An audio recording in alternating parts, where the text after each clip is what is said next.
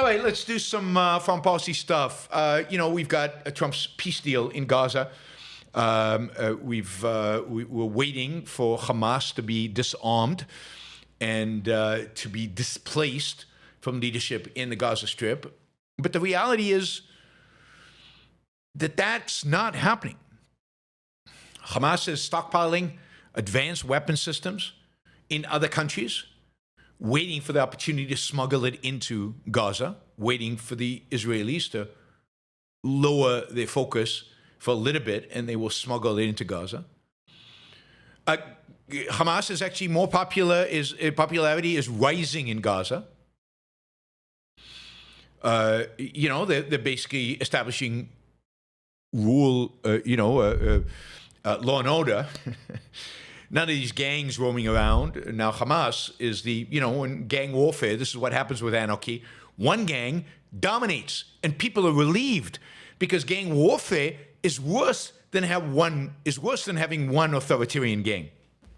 Every time we see a place like Gaza, you get more proof that anarchy doesn't work. And nobody wants to send troops into there except one country. The only country that's willing to send troops into Gaza is Turkey. And Israel's like, no Turkish troops in Gaza. We don't trust them. They're our enemy. We're not putting Turks into Gaza. Nobody else wants to send troops in there because they know it's brutal. Hamas doesn't want to disarm. Hamas has no incentive to disarm. It's not going to.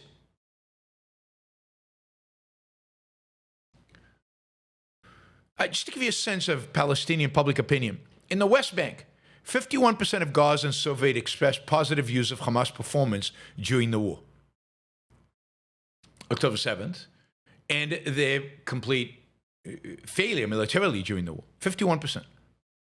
And that was 43% in May and 39% a year ago. So they've only gotten better. So, this Trump peace deal has improved Hamas's political standing. 41% of Gazans said they're aligned with Hamas, which is up 4 points from 5 months ago and the highest since December of 2023. So Hamas is Gaza's being destroyed, but people perceive somehow Hamas as victorious because they're still around. 2 years, 2+ years after the conflict started. Hamas is still there. They still have weapons. They're still out in the streets.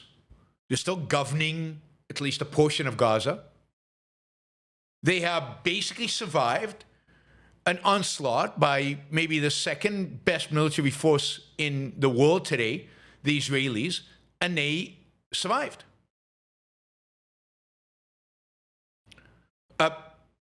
Trump has this idea of his 20-point peace plan that they're going to be disarmed, but everybody knows that they're not going to disarm, that nobody can force them to disarm except for one force, that is Israel.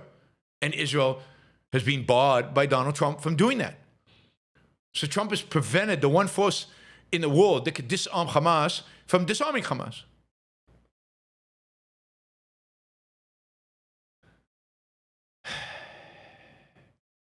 We've got Hamas continuing to steal the aid and redistribute it itself and make money thus.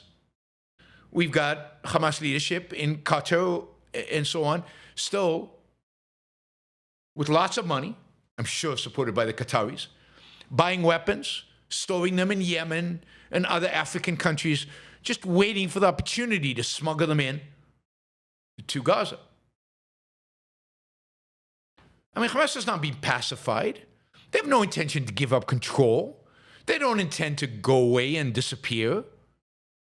And maybe they'll change their name, but they're not going anywhere.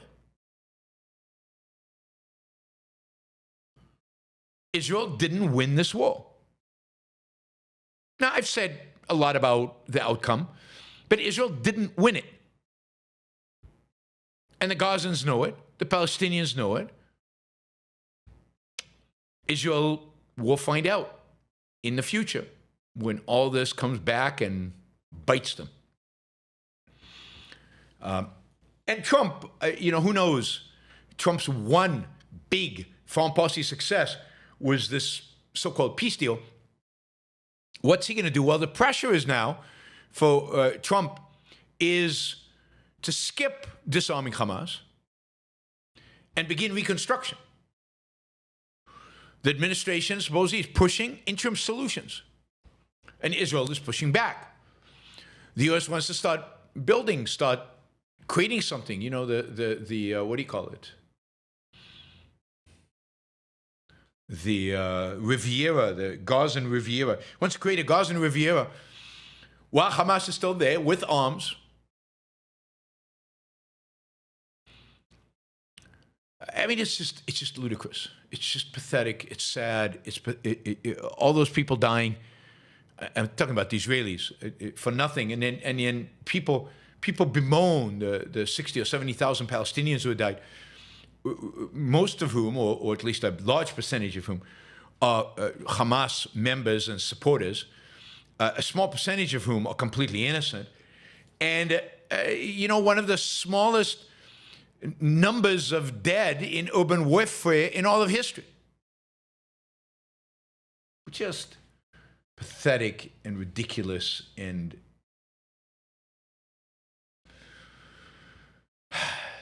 so, yeah, you might have been happy when this peace deal was done and the hostages came back, but it ain't over. It is not over.